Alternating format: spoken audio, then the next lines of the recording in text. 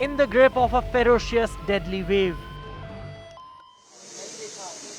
Battling an oxygen emergency.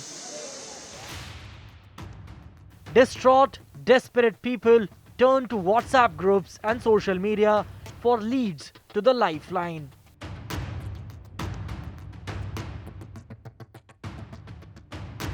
But beware of scammers lurking online.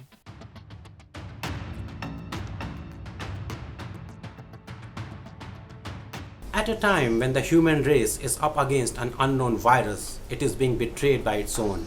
Friends and family members of COVID patients are struggling to secure necessary medical resources like oxygen for their loved ones. But scamsters are using this humanitarian crisis to con these desperate family members, despite continuous pleas being made by these families that their actions would seriously compromise the lives of these COVID patients. As stricken families scramble for oxygen, rogue traders are offering quick access to oxygen, of course, at high cost. My friend is in ICU in a small hospital in Gurgaon. So he had urgent need of oxygen, and the problem was like they was running out of that oxygen supply, and they wanted us to arrange that oxygen somehow. So we thought like maybe if we give some sort of advance to the guy, he will be able to deliver oxygen to us. When I called him, he said that basically he cannot dispatch that cylinder because they are too much demand without at least half of payment. Then sent him a second installation of around 9,000 rupees. Mayank Jain, a Gurugram-based IT professional, had to make an advance payment of 27,500 rupees in 3 installments for his 34-year-old friend's oxygen cylinder. But the much-needed supplies never arrived. Mayank Jain isn't alone. I got the lead of this oxygen supplier on the Twitter. Somebody had tagged his number as a verified lead.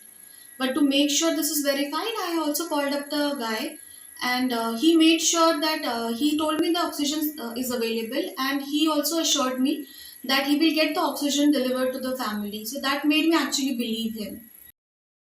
Shikha Tikku has been helping COVID patients. She followed a Twitter post tagged as a verified lead for oxygen in Delhi. Tikku soon realized it was a scam. Scammers even provided fake ID cards. When I got suspicious, he also made me speak to some person who said he's Pankaj Baduria and he's a vice chairman of this company, of this oxygen company. And to make me believe him, he sent some documents. It consisted of Aadhaar card, PAN card, and he told me that he's a very genuine guy. If duping patients and their families wasn't enough, fraudsters are also resorting to identity theft in this hour of crisis. He assured me that he's a genuine guy. He also asked for patient as well attendants Aadhaar details and other address, phone numbers, all other details. So this built a little bit trust, and I still had doubt, but I took again a risk. Delhi police even issued a special helpline number to register such complaints. But that hasn't deterred the scammers. As police admit that catching these COVID vultures is a time-consuming job, the onus to stay alert has once again fallen back on Aam Janta.